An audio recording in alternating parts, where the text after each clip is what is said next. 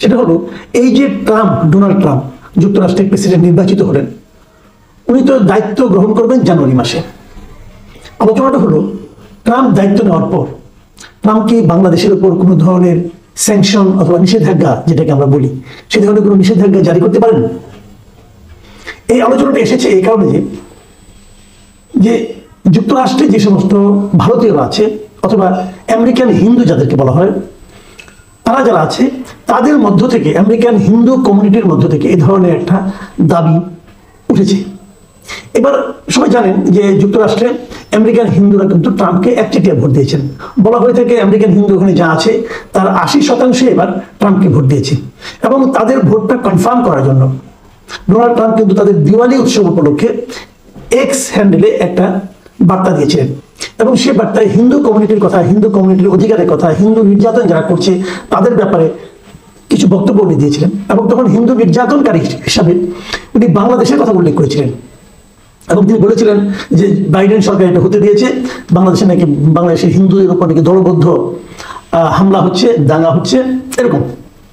সেই কথাগুলো আমাদের পক্ষ থেকে, আমাদের অন্তর্বর্তীকালীন সরকারের পক্ষ থেকে, যুক্তরাষ্ট্রে আমাদের যারা প্রতিনিধি আছেন, সরকারের প্রতিনিধি, তাদের পক্ষ থেকে, এবং আমাদের প্রধান উপদেষ্টা যিনি প্রেস সেক্রেটারি আছেন তিনিও বলেছেন যে ডোনাল্ড ট্রাম্পকে যথাযথ সঠিক তথ্যটা সরবরাহ করা হয় নাই, উনি ভুল তথ্যের উপর নির্ভর করে মন্তব্য করেছেন।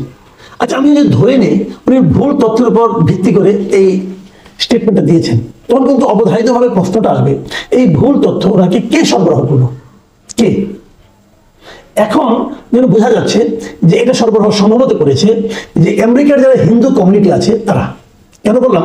যে পিটিআই মানে প্রেস ট্রাস্ট অফ ইন্ডিয়ার একটা খবরে বলা হয়েছে, এটা আজকেই ওনাদের এনডিটিভিতেও প্রকাশিত হয়েছে খবরটা, যে তারা এখানে বলছে, আমি নিউজটা শিরোনাম আমরা আপনাদের পড়ে শোনাই, Indian Americans two urge Trump administration for sanctions against Bangladesh. মানে বাংলাদেশের বিরুদ্ধে যাতে স্যাংশন দেওয়া হয় সেই জন্য ইন্ডিয়ান আমেরিকানরা ট্রাম্প প্রশাসনের কাছে আহ্বান জানাচ্ছে। কেন? এই নিউজটা ভেতরে পড়লে আমরা দেখতে পাই যে আমেরিকান ইন্ডিয়ান প্রশাসনের খুবই গুরুত্বপূর্ণ একজন ব্যক্তি, তার নাম হলো ডক্টর ভারত বড়াই। এই ভদ্রলোক ভারতীয় আমেরিকান কমিউনিটির একজন নেতা। তিনি যেটা বলেছেন যে ট্রাম্প ক্ষমতা গ্রহণের পরপরই তারা বাংলাদেশের বিরুদ্ধে কাজ শুরু করে দেবে, এবং তিনি বলেছেন যে বাংলাদেশের ব্যাপারে, বাংলাদেশের সংখ্যালঘুদের উপর নির্যাতন চলছে, এটা নিয়ে ডোনাল্ড ট্রাম্প যে পোস্ট দিয়েছিলেন সেই পোস্টটাই তাদেরকে নাকি, মানে যে ইন্ডিয়ান আমেরিকান যারা আছে এদেরকে উদ্বুদ্ধ করছে এ ধরনের একটা স্যাংশন দেওয়ার জন্য ট্রাম্প প্রশাসনকে চাপ দিতে। এখন এটা নিয়ে তারা ইন দ্য মিন টাইম বেশ ভালোভাবে কাজও শুরু করেছে কিন্তু, এবং সেখানে উনি স্পষ্টভাবে এটাই বলেছেন যে অনেকগুলি কথাই আছে, আমি সবগুলি আপনাদেরকে পড়ে আপনাদেরকে ক্লান্ত করতে চাই না, কেবল একটা কথাই বলি যে ওনারা বলতে চাচ্ছেন যে বাংলাদেশে যদি পোশাক রপ্তানিটা বন্ধ হয়ে যায়, এবং পোশাক রপ্তানি একটা বড় অংশ কিন্তু আমেরিকায় যায়, যদি পোশাক রপ্তানি বন্ধ হয়ে যায় তাহলে বাংলাদেশের মানুষ খাবে কি? তার ভাষ্য অনুযায়ী 80% ব্যবসায়ী বাংলাদেশের হয় পোশাক রপ্তানি থেকে, পোশাক শিল্প থেকে।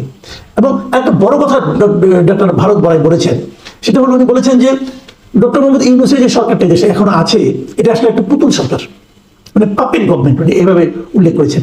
এটা আসলে কন্ট্রোল করছে মিলিটারিটা।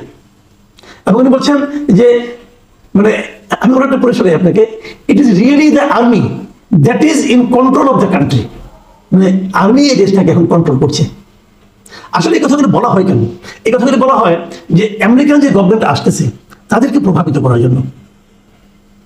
মানে আমেরিকান গভর্নমেন্ট যদি বলা হয় যে অমুক দেশটাতে আসলে কোনো ধরনের ডেমোক্রেসি নাই, গণতন্ত্র নাই, এবং এই দেশটাকে আসলে আর্মিরা কন্ট্রোল করছে, সামনে যাদেরকে আপনারা দেখতে পাচ্ছেন তারা আসলে পুতুল সরকার, এই কথাগুলো যদি বলে, তখন কিন্তু আর ওই গভর্নমেন্টের মাথায় যে ব্যক্তিটা আছেন তিনি যদি একটু মাথা মোটা টাইপের লোক হন, তাহলে কিন্তু ওনারা একটা বড় ধরনের অ্যাকশনে চলে যেতে পারে। ট্রাম্পকে আপনি যেভাবেই দেখেন না কেন, কিন্তু তার একটা সিদ্ধান্ত তো গুরুত্বপূর্ণ। শুধু আমেরিকার মতো দেশের প্রেসিডেন্ট উনি যদি সিদ্ধান্ত নেন সেটা আমাদের বিপক্ষে যাবেই। এবং কেবল তাই না, এই মিস্টার ভারত বড়াই কিন্তু এখানেই থামেননি, তিনি একই কথা বলেছেন যে বাংলাদেশ যদি হিন্দুদেরকে হয়রানি করা অব্যাহত রাখে, ভারতেরও উচিত হবে বাংলাদেশের উপর নিষেধাজ্ঞা দেওয়া। আর উনি ইংরেজিতে কি বলেছেন আপনারা দেখুন, আমি এটা দিয়ে দিচ্ছি পাশে। তো সবকিছুর মূলে কি? সবকিছুর মূলে হলো যে যদি বাংলাদেশে হিন্দুদের উপর টর্চার অব্যাহত থাকে তাহলে, বাট সেটা কি আছে আসলে? আমি কিন্তু বুঝি না। গত দুদিন ধরে আমাকে অনেকে একটা ভিডিও পাঠাচ্ছেন সেই ভিডিওটা নিয়ে আমি একটু কথা বলতে চাই। সেই ভিডিওতে দেখা যাচ্ছে আমি প্রথম ব্যাপারটা বুঝতে পাইনি এটা কার ভিডিও, কি সমাচার। পরে দেখলাম একজন মহিলা কথা বলছেন, যে মহিলার নাম হচ্ছে তুলসী গ্যাবার্ড। এই তুলসী গ্যাবার্ড হলো যুক্তরাষ্ট্রের যে প্রেসিডেন্ট নতুন হয়েছে, নতুন যে প্রশাসন আসতেছে ট্রাম্পের প্রশাসন, সেই প্রশাসনের ন্যাশনাল সিকিউরিটি এজেন্সির উনি হবেন পরিচালক। এই তুলসী গ্যাবার্ড কিন্তু হিন্দু। এখন এই তুলসী গ্যাবার্ডের যে ভিডিওটা আমি দেখেছি, সেখানে উনি কিছু কথা বলেছেন। সেই ভিডিওতে তুলসী গ্যাবার্ড বলেছেন যে বাংলাদেশের মন্দিরে ভগবানের ভক্তদের বিরুদ্ধে এমন ঘৃণা ও সহিংসতা দেখে আমার মন ভেঙে গেছে। মানে এই ধরনের আরো অনেক কথা আছে, আমি এক লাইন কেবল পড়ে শোনালাম। তার মানে ওনার কথা থেকে মনে হচ্ছে যে বাংলাদেশে মানে হিন্দুদের বিরুদ্ধে টর্চার হচ্ছে, হিন্দুদের ধর্মীয় যে প্রতিষ্ঠানগুলো আছে সেগুলো ভাঙচুর হচ্ছে, এটা দেখে ওনার হৃদয় ভেঙে গেছে। ইন্টারেস্টিং হলো এটা তুলসীর একটা পুরোনো ভিডিও, অনেক পুরোনো, 2021 সালের ভিডিও। এবং 2021 সালে দুর্গাপূজার সময় বাংলাদেশে কিছু সহিংসতা হয়েছিল, এবং সেই সহিংসতার ভিডিওগুলো দেখেই উনি এই কমেন্টটা করেছিলেন, এবং সেই কমেন্টটা প্রচারিত হয়েছিল। 2021 সালে ক্ষমতায় কে ছিল? 2021 সালে ক্ষমতায় খুব দুর্দণ্ড প্রতাপে ছিলেন শেখ হাসিনা সরকার। শেখ হাসিনা সরকারের সময়কার একটা ঘটনার প্রেক্ষিতে তুলসী গ্যাবার্ডের দেওয়া এই বক্তব্যকে যদি কেউ বাংলাদেশের বর্তমান পরিস্থিতির উপর ভিত্তি করে তার বক্তব্য হিসাবে চালিয়ে দিতে চান, তাহলে তো মহা ঝামেলা। এবং যদি এটাকে চালিয়ে এক ধরনের মানে পরিস্থিতি ক্রিয়েট করার চেষ্টা করে, এক ধরনের আবহ তৈরি করার চেষ্টা করে যে বাংলাদেশে এখনো সাম্প্রদায়িক এই দাঙ্গাগুলি চলছে অথবা সংখ্যালঘুদের উপর অত্যাচার চলছে, এবং সেটা নিয়ে মার্কিন প্রশাসনের সম্ভাব্য কর্মকর্তা উদ্বিগ্ন, এটা বলে যদি কেউ দেশের মধ্যে এক ধরনের অস্থিরতা তৈরি করতে চায় অথবা বিদেশের কাউকে প্রভাবিত করতে চায়, সেটাও কিন্তু একটা বড় ধরনের অশনি সংকেত। এটাকে আপনি ষড়যন্ত্র বলতে পারেন। কিন্তু এই ষড়যন্ত্র নানাভাবে চলতে থাকবে। আমার কাছে আমি সত্যি কথা বলতে গিয়ে আমি আপনাদেরকে বলি, এই তুলসী গ্যাবার্ডের ভিডিওটা আমাকে একজন আওয়ামী লীগের নেতা পাঠিয়েছেন। কি বলবেন? তাহলে নিশ্চয়ই আমাকে পাঠিয়েছেন, নিশ্চয়ই আরো অনেকে পাঠিয়েছেন, লুকিয়ে আছে, কোথায় আছেন আমি জানি না, বাট আমাকে এটা পাঠিয়েছেন। তো অনেকে পাঠিয়েছেন, মানুষের মধ্যে একটা ধারণা তৈরি হতে পারে, এবং তারা হয়তো বিদেশেও পাঠিয়েছেন। এভাবেই কিন্তু চলে। এই বিষয়গুলোকে ভালো বলার কোনো সুযোগ নেই, কিন্তু প্রশ্ন হলো এগুলো তো চলতেই থাকবে। আবার ওদিকে হিন্দু কমিউনিটির লিডাররা তারাও তাদের প্রভাব বিস্তার করতে থাকবে। তো আমার কথাটা হলো কি, এগুলো চলবে, কিন্তু আমরা এটাকে কিভাবে হ্যান্ডেল করবো, আমাদের সরকার কিভাবে হ্যান্ডেল করবে, সেটাই হলো মূল জিনিস। সরকার যদি এই বিষয়টাকে যথাযথভাবে হ্যান্ডেল না করতে পারে, তাহলে এই সরকারকে কি আমরা সফল সরকার বলবো না। সরকারের দায়িত্ব হলো দেশে অথবা বিদেশে যত ধরনের ষড়যন্ত্র হবে, যে ষড়যন্ত্রগুলো দেশের জন্য ক্ষতিকর হবে, দেশের মানুষের জন্য ক্ষতিকর হবে, সেগুলোকে মোকাবেলা করা। আপনি মোকাবেলা না করে ভালো মানুষ সে বসে থাকলেন আর আহা উহু করলেন, ভাই এই ধরনের দুর্বল সরকার থেকে দেখতে চাইবে না।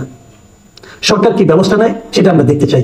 দেখুন যুক্তরাষ্ট্রে সরকার এমন একজন লোককে ওকে দায়িত্ব দিয়ে পাঠিয়েছে, অ্যাম্বাসেডর বানিয়ে পাঠিয়েছে, যিনি একসময় আওয়ামী লীগ সরকার এবং যুক্তরাষ্ট্রে খুবই সোচ্চার ছিলেন। প্রত্যেকটা উনি প্রেস ব্রিফিং উনি যেতেন, যে কথা বলতেন। এখন একটা দায়িত্ব পেয়ে উনি যদি ঘুরিয়ে যান, তাহলে কিন্তু আরো বড় সমস্যা। তখন মানুষ ভাববে কি এই দায়িত্বটা পাওয়ার জন্যই বুঝে এগুলো করেছেন উনি। আগে যেরকম আপনাকে দেশপ্রেমিক হিসেবে আমরা ভাবতাম, আপনার কথাবার্তা, এখনো সেই দেশ এখন একটা দায়িত্ব পেয়েছেন, সেটা প্রমাণ করুন দয়া করে। এবং সরকারকে আমি সতর্ক হওয়ার জন্য আহ্বান জানাবো। প্রিয় দর্শক, এখন এই পর্যন্তই। আল্লাহ হাফিজ।